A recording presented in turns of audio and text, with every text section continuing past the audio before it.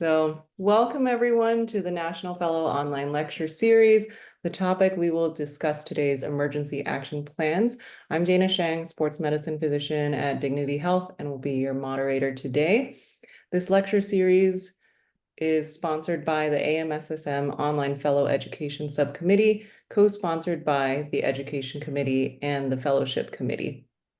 Now, before we get into our topic for tonight, I want to remind everyone of our next lecture, which is in a couple weeks, on dislocations and sports lower extremity trauma, which will be given by Dr. Richard Thomas.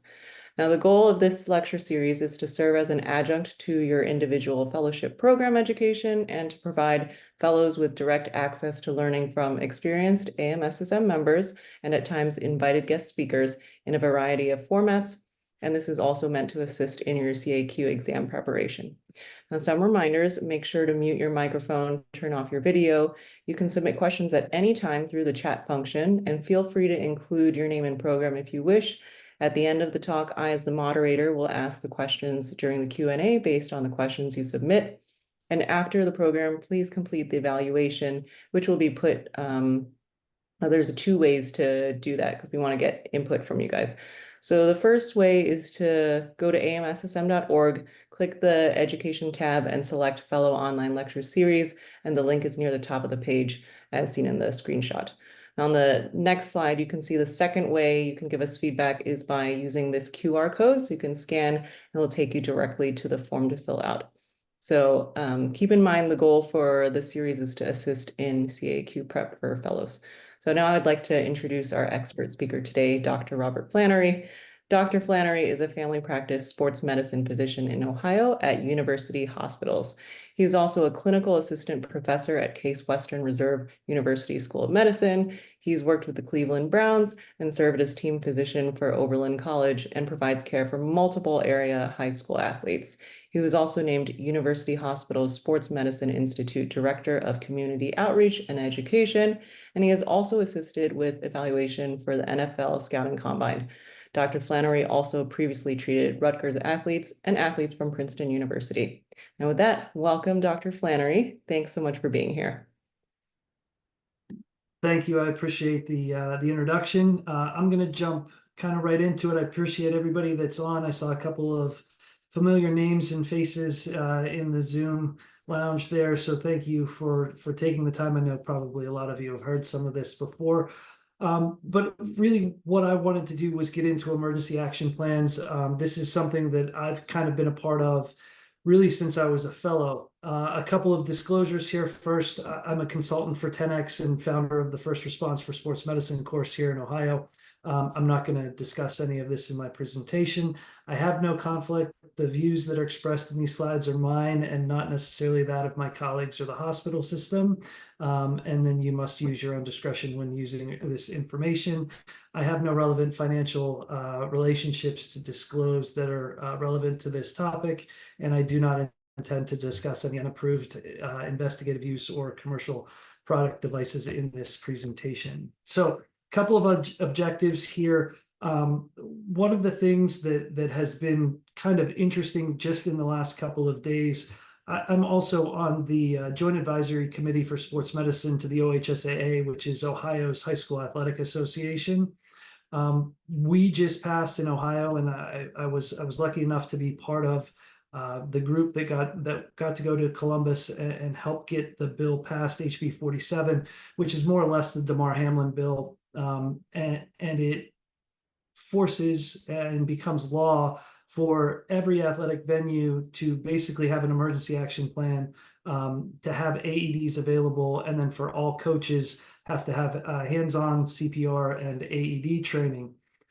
The interesting thing about it is when lawmakers get involved in people that may not have the boots on the ground and doing these things, some of the language gets interesting and a little bit redundant. And then a lot of what I'm going to talk about, and I apologize for that, is going to be a little bit of semantics, but I think these are the things that we need to talk about. So I'm going to talk a little bit about what we do at university hospitals.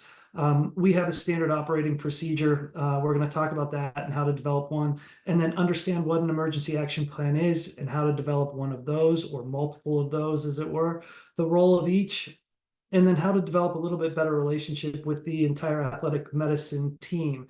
Because as much as we all want to believe that we are going to rise to the occasion, the truth is that you rise to your preparation, and that communication is so important to making sure these athletes have the best possible outcome whenever they do get injured or into these situations. So this, I'm going to play this. Hopefully it plays well enough for you, but this is the play that kind of catapulted me into the emergency action plan stratosphere.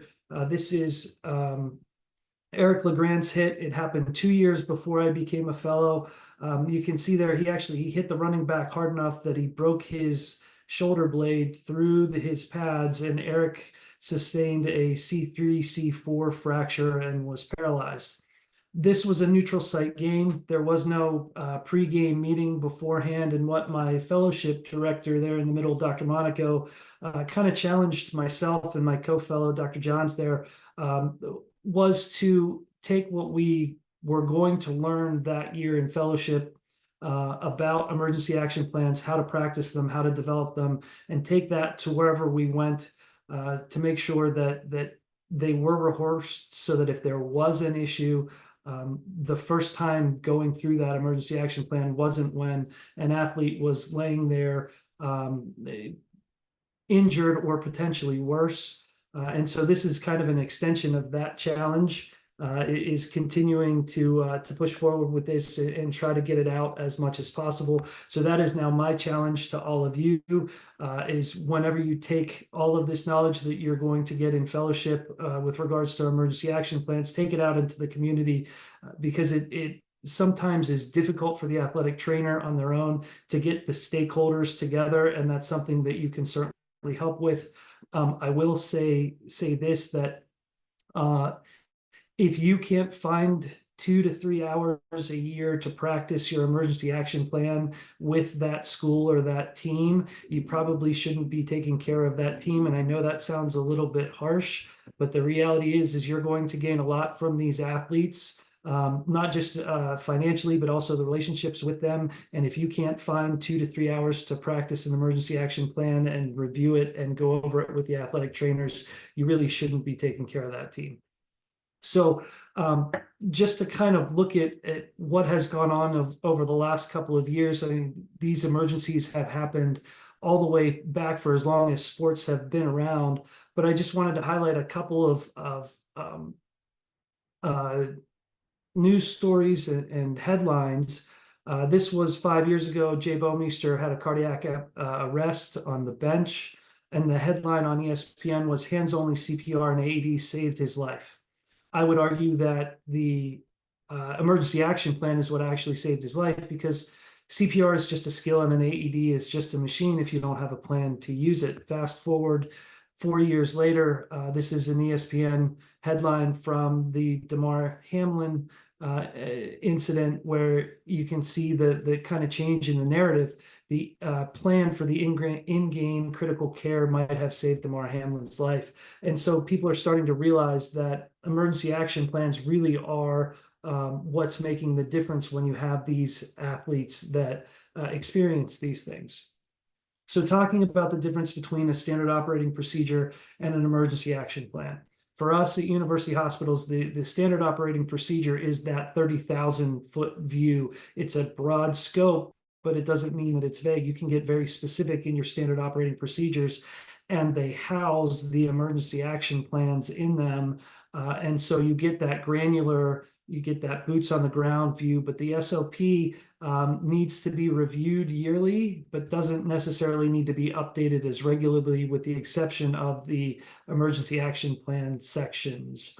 The emergency action plan should be very specific, not just to each school, but to each venue that a practice takes or event takes place, but also to the different scenarios. EAPs need to be reviewed yearly, practiced yearly, and updated yearly. For us with the Cleveland Browns, we do this every year, and every year we update our emergency action plan, whether that's because of a new protocol, whether that's because of new buildings. There are a lot of different reasons, not just because it needs to be updated. right? And I'm going to give you two quick stories on emergency action plans and kind of why they're so important. And I think there's a pretty good juxtaposition here. So one, there was a high school basketball game in Michigan. Kid hits the game-winning shot to take his team to the championship game. It's a rural school, probably 20 minutes by ambulance, or the ambulance is about 20 minutes away. He hits the game-winning shot, clutches his chest, goes down to the ground. The athletic trainer who's on site recognizes it immediately as sudden cardiac arrest, activates the emergency action plan, sends somebody to go get the AED. The AED is in the principal's office. The principal's office is locked. They find the janitor, get the AED, get it back to the kid, put it on him, turn it on, and the batteries are dead. That kid ended up not making it. A second scenario, track practice after a football practice in Alabama. The track team needs to clear a movable goalpost, a regulation size goalpost that has an extended metal handle and wheel so that you can wheel it off. As these three track athletes are wheeling the goalpost off, one of the tines of the goalpost hits a high tension line above and electrocutes all three players.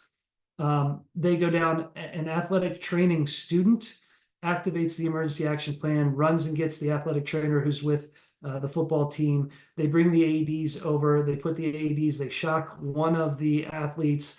All three athletes make it to the hospital, and all three athletes walk out of the hospital the next day.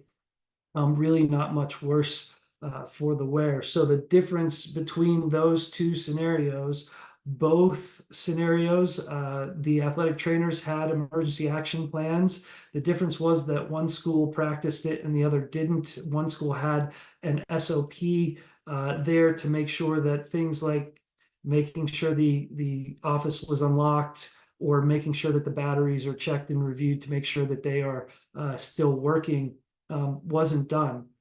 So you can see the difference in outcome between those two.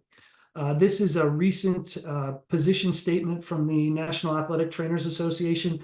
This is a great article from June of 2024. There's a lot of really, really good information in it. My critique of it, though, is going to be in the semantics and how they kind of use venue-specific emergency action plans and emergency action plans in the same article. They have different meanings in this article, but the issue is when people talk about them, they just talk about the emergency action plan, and so you don't know whether you're talking about the overarching emergency action plan that has all of the information in it that we're going to go through. One of my mentors at Princeton, Margot Patukian, would always say clarity of thought leads to clarity of speech, and then clarity of speech leads to clarity of action. So if we can't articulate our thoughts into words, and it's not clear, then you're not going to have that action that follows. So for me personally, we use SOPs at university hospitals, and I'm the one that signs off on them, or on the main one. And then all of the other schools have their SOPs that either they use ours or they use a version of ours. And that's because we want to make it very clear what the SOP is and what the emergency action plan is, so there's no confusion. All right, so standard operating procedures. Definition here is established or prescribed methods to be followed routinely for the performance of designated operations or in designated situations. Usually it's going to be created by the institution, maybe the athletic trainer. There should be a number of people involved in this, but you should be familiar with it, as you may have to sign off on it, but at the very least, it's going to govern everything that you do. Most schools will have their own standard operating procedures. What we do for university hospitals is have our athletic medicine standard operating procedure. What is involved in that, or what the subtitles or subsections are: the athletic trainer policies and procedures, medical coverage for visiting team physicians, rehab and modality use, emergency forms, procedures, emergency action plans, and then the on-field emergencies, lightning and safety, and inclement weather, environmental illness, and then we do have some special considerations in ours for those that you can read. I think one of the ones that is always difficult is going to be asthma, and then allergies, and overdose, because that requires medication that some people may not be comfortable carrying, or some institutions may not be comfortable providing, and we'll go into that. Concussions, other musculoskeletal and skin conditions, skin infection reference sheet, and then important forms and resources. What I feel the must-haves are, if you have to develop your own SOP, are these, and we'll kind of go through them now.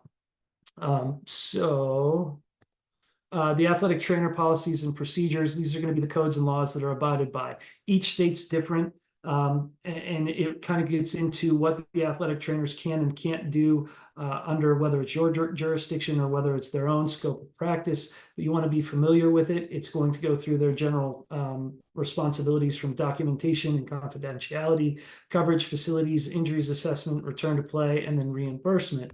They don't just tape ankles and provide water bottles anymore. They do a whole lot more than that. And I'm sure I'm speaking to the choir here a little bit, but if you remember back from residency, nurses can either make your life very, very easy, or they can make your life a living hell. Athletic trainers are kind of the same way. They are an integral part of the athletic medicine team. And if you think about them as just taping ankles and providing water bottles, you're missing out on an incredible resource. So we want to make sure that we can get them to work to the scope of their practice, that they can be reimbursed for their skills and their knowledge. And so we want to make sure that we do that. Emergency forms and procedures.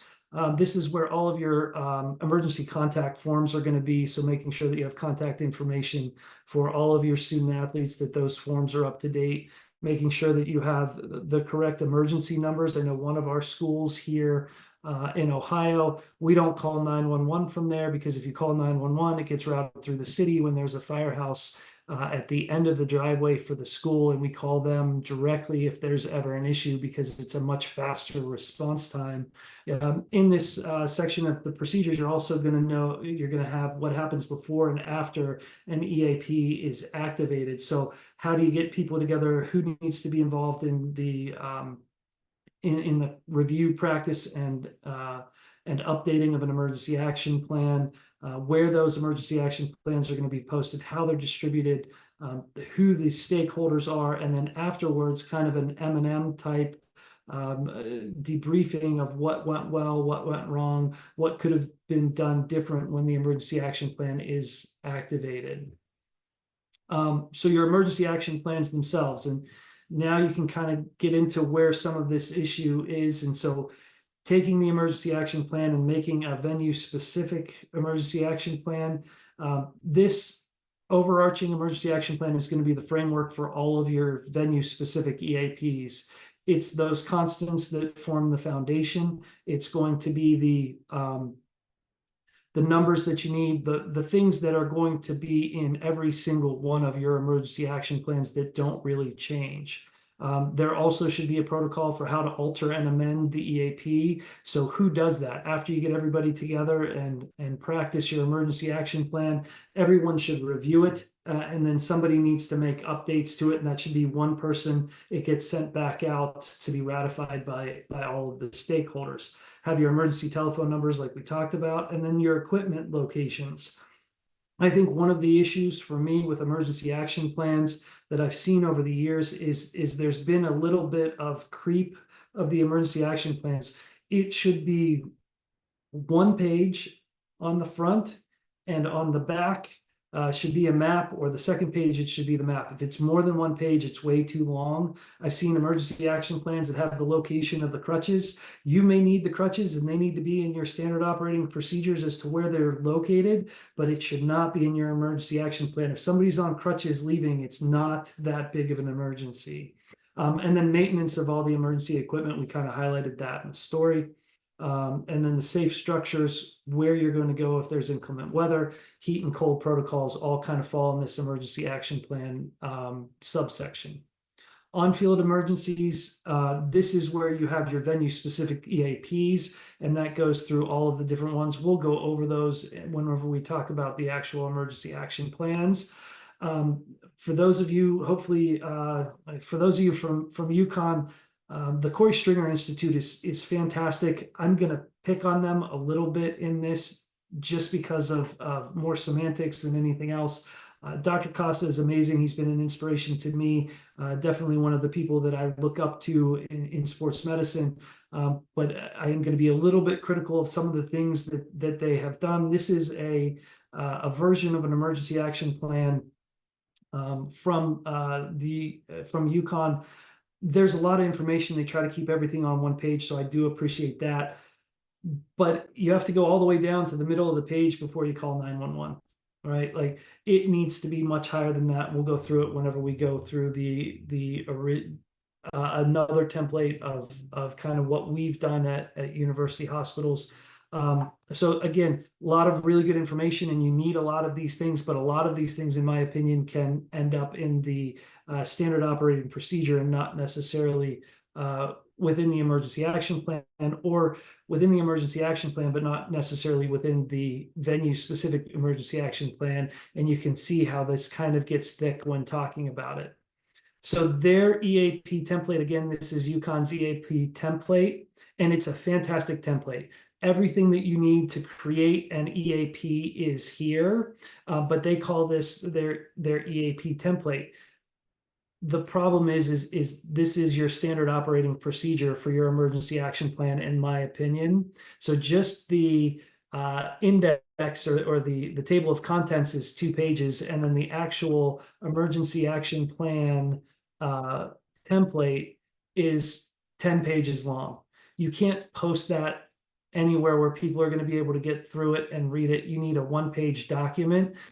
This document is absolutely needed, but I think this goes into your SOP under the emergency action plan subsection. Lightning and safety, inclement weather, jumping gears here a little bit, but how the weather will be tracked, who's going to monitor it, when practice and events get delayed or canceled, where coaches, athletes, referees, fans, and everyone will go if there is inclement weather, whether that's a tornado, whether that's lightning, whatever that may be. You have to have a plan for that, and that should be in your standard operating procedure. And the big thing is we want to make sure that everyone's safe. So we want to know where everybody needs to go and how soon they need to go. There are some great apps that are out there now that will track lightning. You just need to make sure that when they're tracking lightning, where that closest tower is that they're pinging, so that you know that you're within 10 miles or outside of 10 miles or whatever your state protocols might be. Getting into environmental illnesses here in your standard operating procedure, you need to have a heat acclimatization plan. Almost all states now have some version of that law on the books. And so you have to know how that's going to work. You need heat and cold guidelines for practice or competition. You want to be able to recognize heat illness and frostbite. The nice thing about those two is that you have some time, as long as you recognize them quickly, to treat them. If you have time and want to do some additional reading, the Washington Post did a fantastic job of going through the timeline of what happened to Jordan McNair. Jordan McNair was a football player, freshman lineman from the University of Maryland, who unfortunately passed away from heat illness. And it really goes through, if you read it critically, you can go through and kind of see the evolution of heat illness. It also does a really good job of highlighting the importance of an emergency action plan. And so beyond that, we want to know who and how the environmental conditions are going to be monitored, whether you're looking at air temperature, whether you're looking at wet bulb globe, whether you're looking at the heat index. Air temperature is good for your cold conditions. Wind chill factors are important. Wet bulb globe is much better at looking at your heat indices. You could do an entire talk on just these two things. We tend to stay away from heat index because the heat index is measured in the shade, and the definition of a field is lack of shade. So who cares what the temperature is in the shade? We want to know what the heat stress is on the body, and the wet bulb globe temperature is the best at looking at that. Again, there's some good apps, but the best is to actually have that wet bulb globe thermometer there. Access to water and water breaks, environmental conditions should be taken into consideration, whether you have extra timeouts or a forced timeout to get water during games, or whether you're changing the timing of practices to keep that weather in mind, and then treatment and return to play for those two issues. Concussions, again, by definition, these are not emergencies, but you really should have a plan, and it should be written down. Include the state law and statute that has to do with concussions. Almost, I think every state now has a concussion law on the books. Zach Lysted, he was the one that his injury really kind of got it started. They've done some really good things at Washington University with the Zach Lysted law. Another good thing to look up as to kind of some of the history behind why we have some of these laws. Initial management, treatment, and return to play. Know when a concussion stops being a concussion. That's when it actually becomes an emergency. And those are your neurologic conditions that we'll talk about. Important forms and resources. Store all these forms so that you always have a copy of them.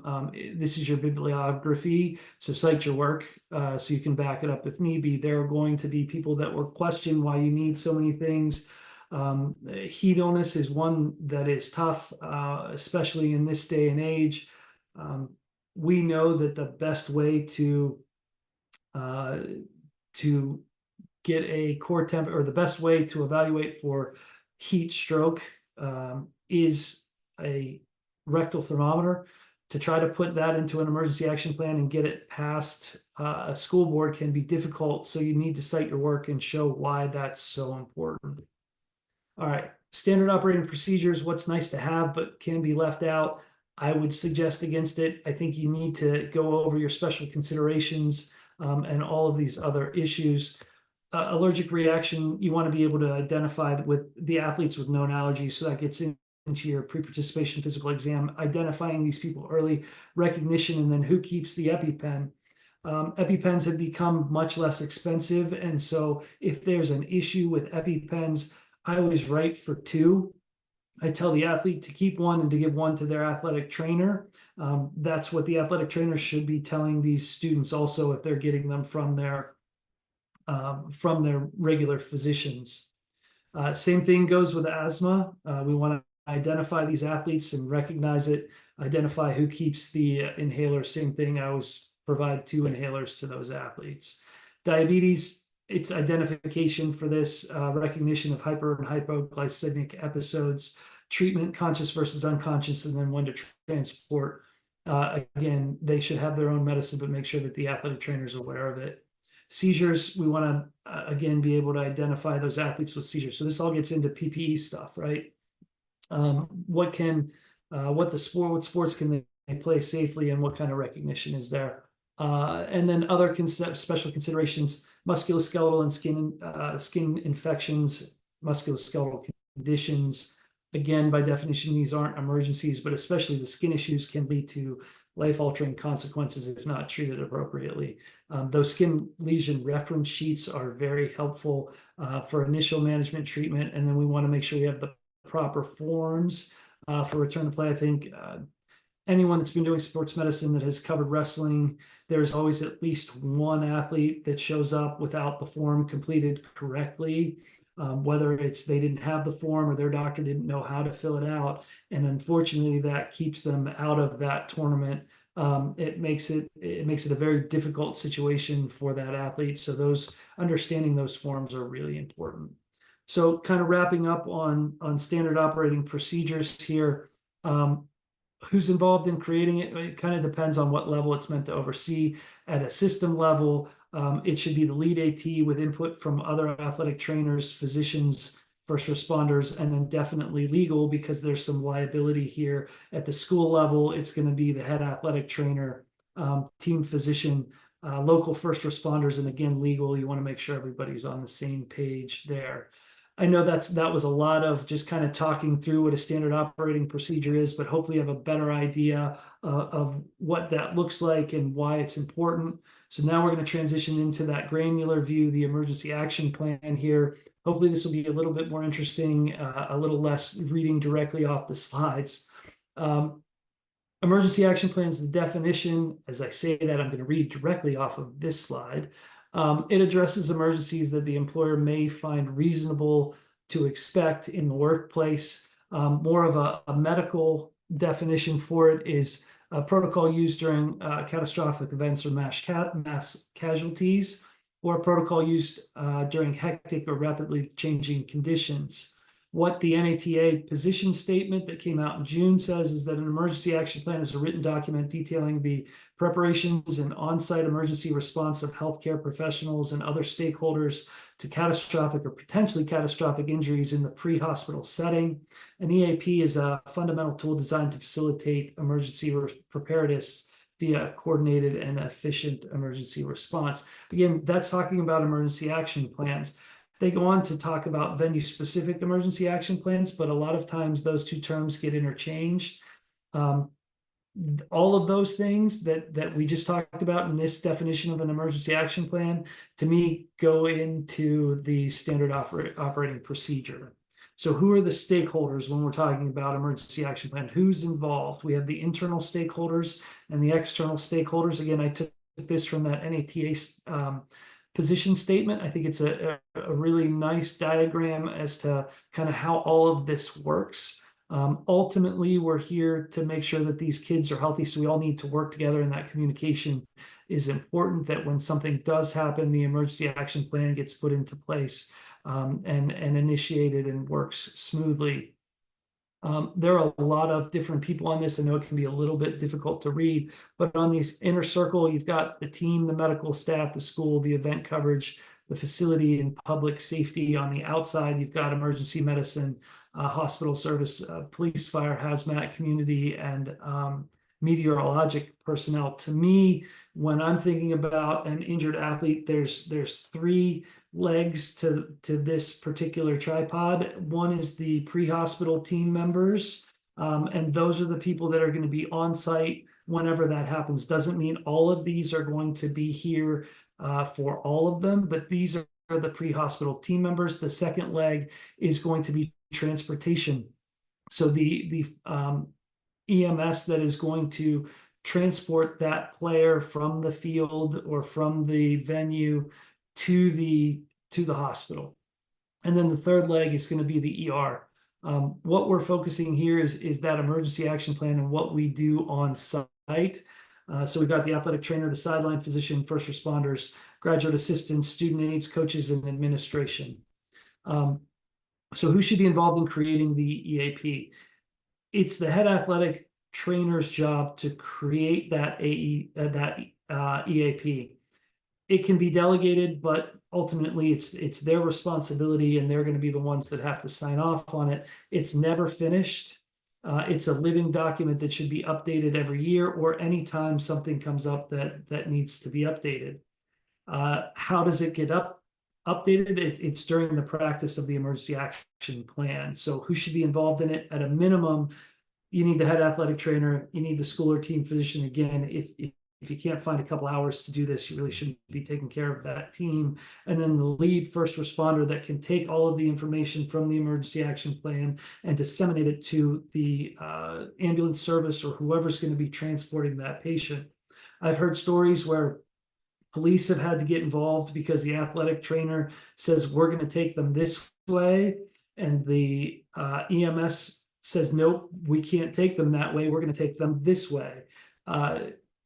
That's never a time. You've got a kid laying there hurt, maybe worse. You don't want to have those arguments there. You can have those arguments, just have them before the season starts or before the school year starts. And those are really good discussions to have because somebody's going to learn something.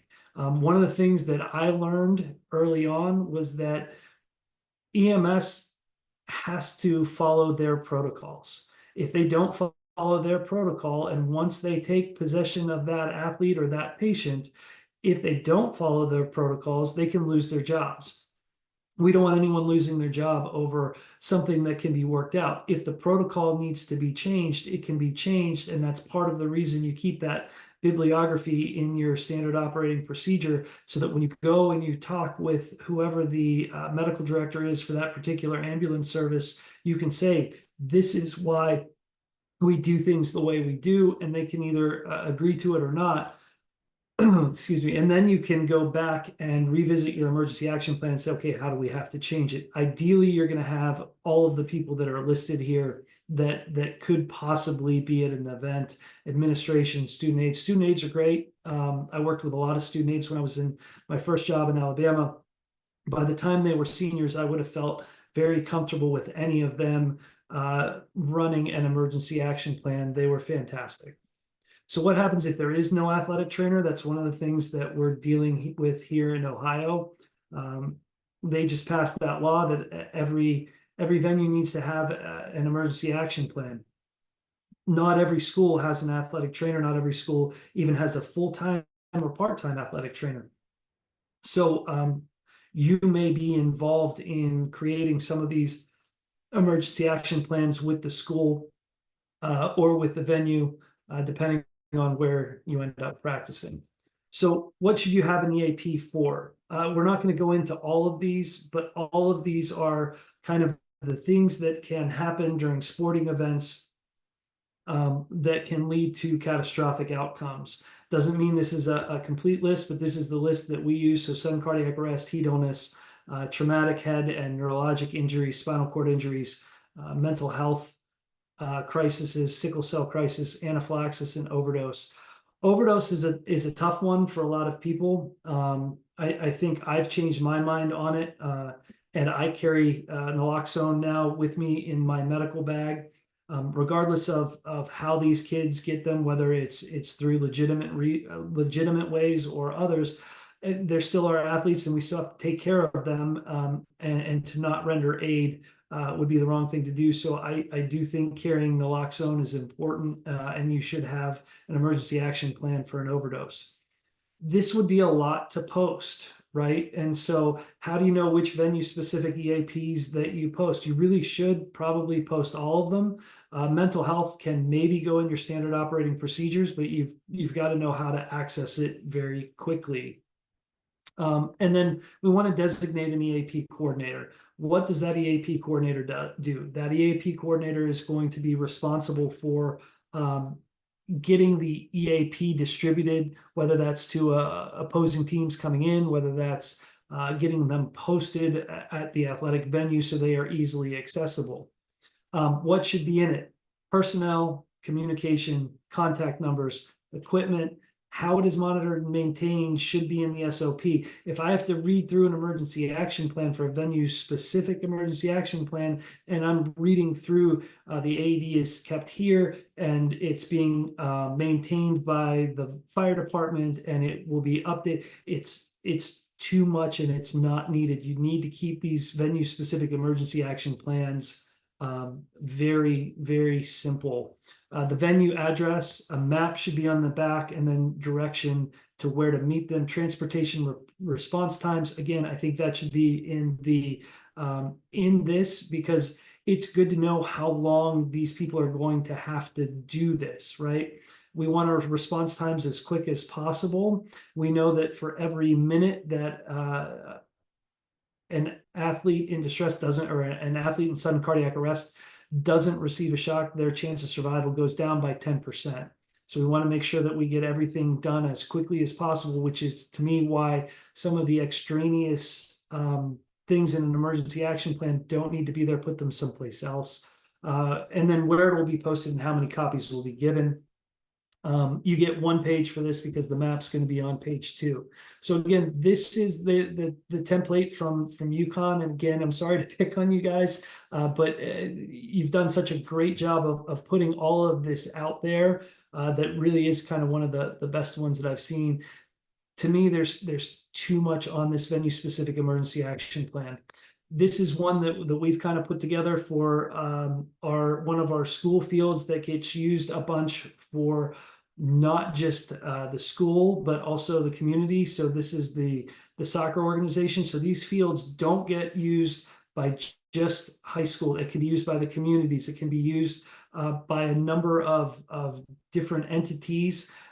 We have a rough idea that since 1982 or 83, there have been close to 3,000 catastrophic events that were recorded in either the high school or the collegiate level. The number's probably much higher than that because it does not take into consideration community use of these fields. And a lot of these laws that are coming out require that these fields have emergency action plans for all use, not just for school or institution use. So again, this is a pretty basic one where we talk about how to activate the EAP, what to look for. Don't move them unless they're in danger. Call 911. So this is not, on the sidelines for the Cleveland Browns.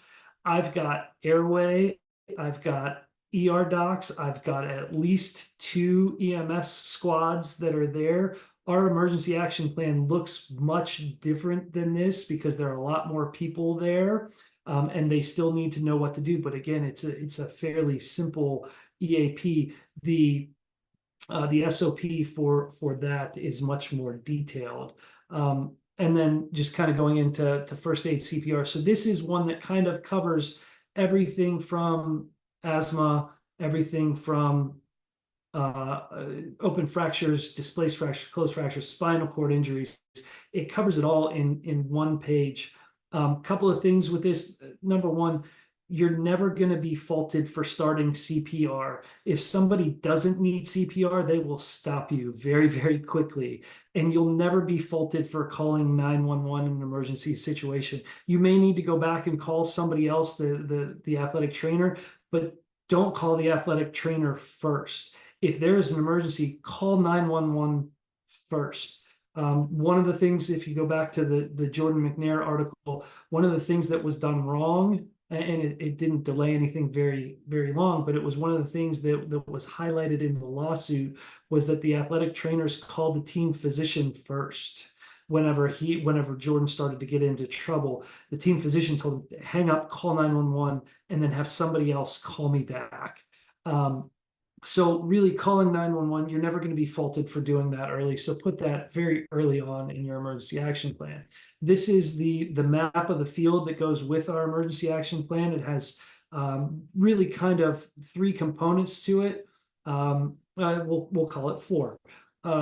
It's got the address there at the top, so the person looking at this emergency action plan can tell the ambulance exactly where they are. It has coordinates so they know which way is north, south, east, and west. It has location of the fields, and then it has 2 important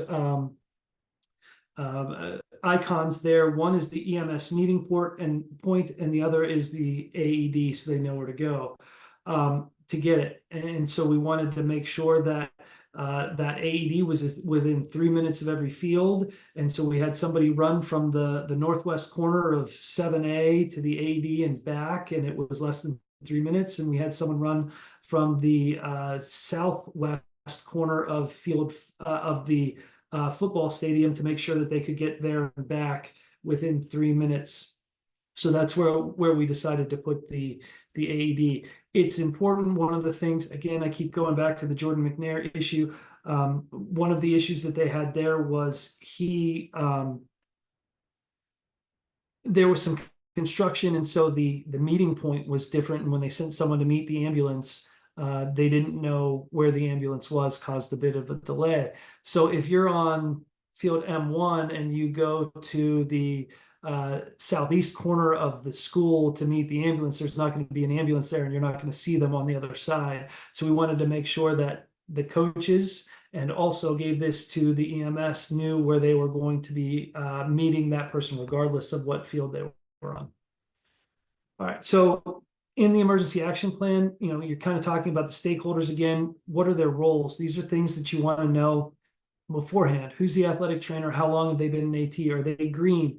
Have they been through an emergency action plan practice before? Have they created an emergency action plan before? How comfortable are they doing these things? The sideline physician or team physician, are they ortho? Are they primary care? Are they fellowship trained? You get some people on the sideline that just want to be there because it's good advertising for their business, or they really just like high school football and want to be on the sideline and don't really have the training to be helpful during an emergency.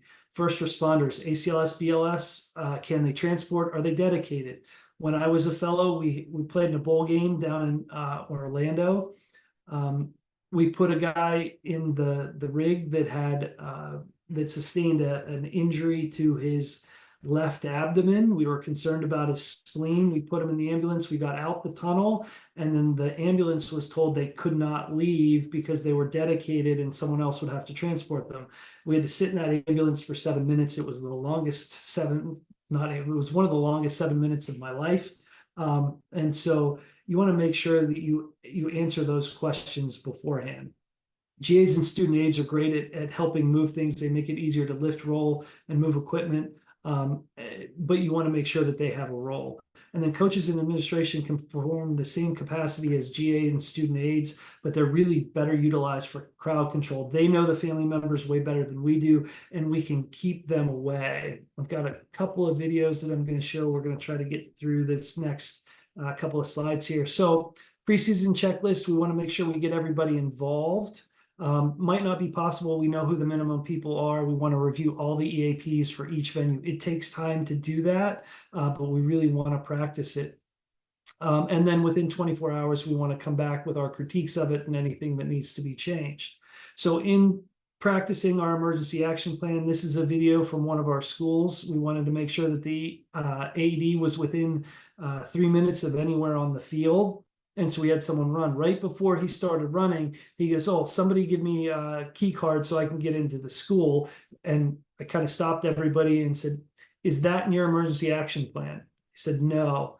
So if that's not in their emergency action plan, when something like this happens, if he doesn't have the key card, he's already ran for 20 seconds here. Oh, let's go back and play this. He's already ran for 20 seconds here. He gets to the door around 27 seconds. And so he would have to run all the way back or stand at the door and wait for security to come in and let him in before he can go and get the AED. So if he runs back another 30 seconds, comes back another 30 seconds, and goes back a fourth time with the AED, he's now taken 2 minutes to go and get the AED, and that athlete's chance of survival has gone down by 20%, all because they didn't have a simple line in the emergency action plan. Heat onus is another one.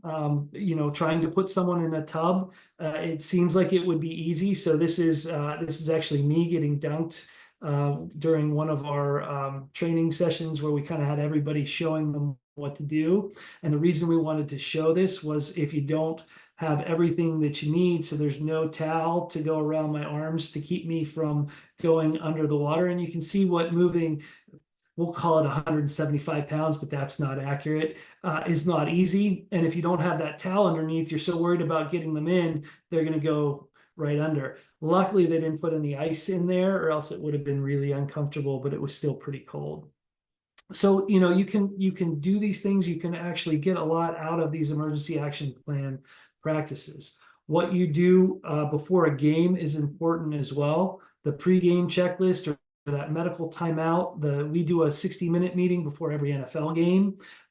After the introductions for this, only one person should talk, and that person should be designated well before this starts, and they're going to review all the appropriate emergency action plans, determine the role of location of each person present, go over hand signals, voice commands, review supplies, where the ambulance is, whether it's on the field, whether it can get in, how it gets in. All of those things get reviewed. It should maybe take 60 seconds at most. It does not need to be a very, very long meeting. And then you want to find the administrator in charge as well for crowd control. I want to show this video quickly. This is Hank Gathers, a basketball player from Loyola Marymount. This is his last play right before he collapses on the court. This video, I think, really kind of highlights crowd control. This is a very appropriate reaction by family members, but you can see how close they are. One of the things that the people that were taking care of him said was, we didn't want to use an AED on him because the family members were so close, we thought it would be traumatic. So it wasn't an AED at the time, it was a defibrillator. And so he carries the defibrillator out here. It was never used on him, and he ended up passing away. So that's why, kind of getting through emergency action plans, I'm going to talk real quickly about developing a better relationship with the entire athletic medicine team. Communication is going to be key, right? It's a two-way street. Don't assume knowledge or know-how. Make sure you know what everyone's positions are. Don't be afraid to ask how many times they've done it. You're not going to hurt anyone's feelings. And if you do, they shouldn't be involved in this anyway. Every team member should have to prove it. They've got to know that they know they know how to do it. Be part of that practice so that you can do the hands-on training with it. Shouldn't only happen 30 minutes before the game, and then use your resources. EMS, fire, your physicians, your athletic trainers, everybody is important. Buy-in can be difficult. It's hard to get these people together. Everybody has their practice, everybody has responsibilities, especially the EMS. They may have runs that they have to go on, but at the very least, the EMS education coordinator should be there so that they can disseminate, be persistent. Don't take no for an answer. Bug people if you have to, because again, you don't want to be caught in a situation like this without practicing it prior. There's never going to be a perfect time to review it. But again, if you can't find 2 to 3 hours before the start of the school year, you really shouldn't be covering a team. Communication is always better to have those discussions when an athlete's health and or life isn't on the line. And again, as much as we want to believe we rise to the occasion, the truth is you rise to your preparation. With that, I got it in about 50 minutes. So I thank you for everybody that kind of stuck through that. I know that's a very thick talk to go through. Hopefully you got some good information out of it.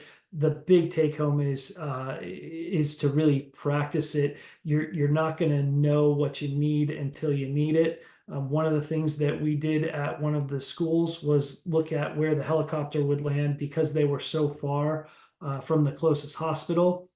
Well, they said, oh, it'll land over in this field. There was a drainage ditch that ran around the field. There was a little man bridge that was maybe 2 feet wide. The EMS that was there at the practice said, you will never get a gurney across that. You really should widen that.